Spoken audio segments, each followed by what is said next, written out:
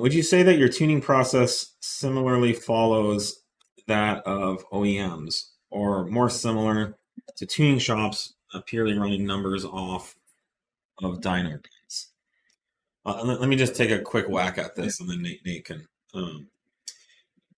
So definitely not like number two.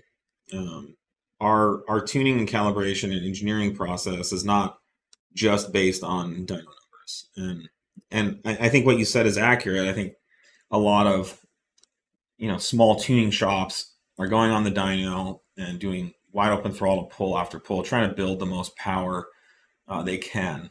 A lot less time is spent to re-engineering safety systems, addressing drivability, shifting, throttle response, things like that. I do believe that our tuning process is more similar to OEMs, substantially more similar than to like a tuning dyno shop.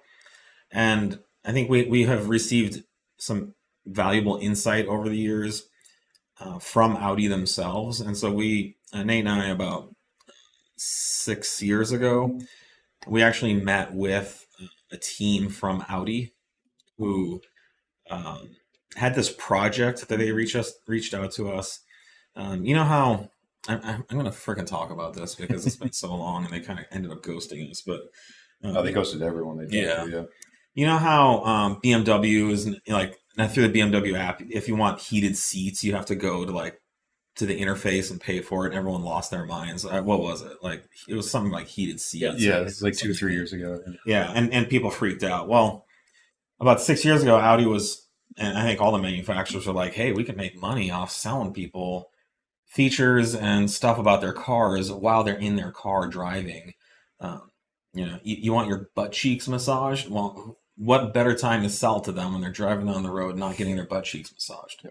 And so they came to us and they were like, we want to sell people butt cheek massaging and all kinds of services through a store on the MMI. And at the time, it seemed pretty far-fetched because there was nothing like, and even Apple CarPlay was barely a thing. Yep. And so they were like, we would like to consider selling your products, your tuning products, through this interface. So if someone's driving down the road and they get out accelerated by a Toyota Camry, they can just log into the MMI interface and say, give me 50 more horsepower, and really show that Toyota Camry who's boss.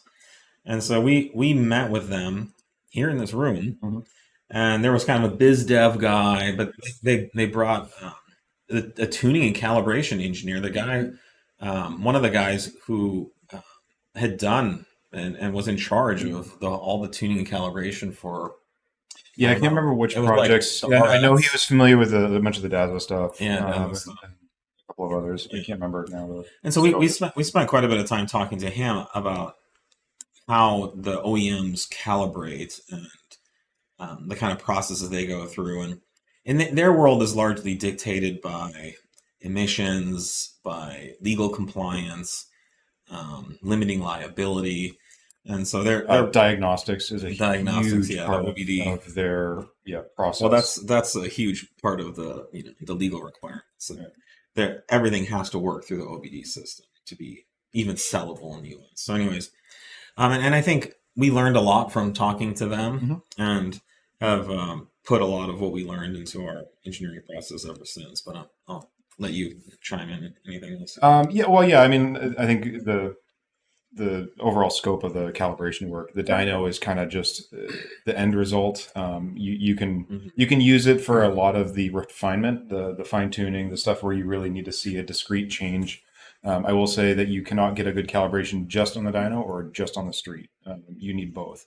You need to be able to sit in an isolated environment, sweep cams around, sweep timing around, sweep all the mechanical controls around that are going to be very nuanced, small changes, but when you stack them together and get it right, can really transform both power delivery and some of the driving characteristics that you just can't do on the street. And then the other 90% I would say is probably done with real world driving, all kinds of different conditions on track, on street, altitude, different temperatures. So it's a mixture of basically everything the car is going to see when you guys get it.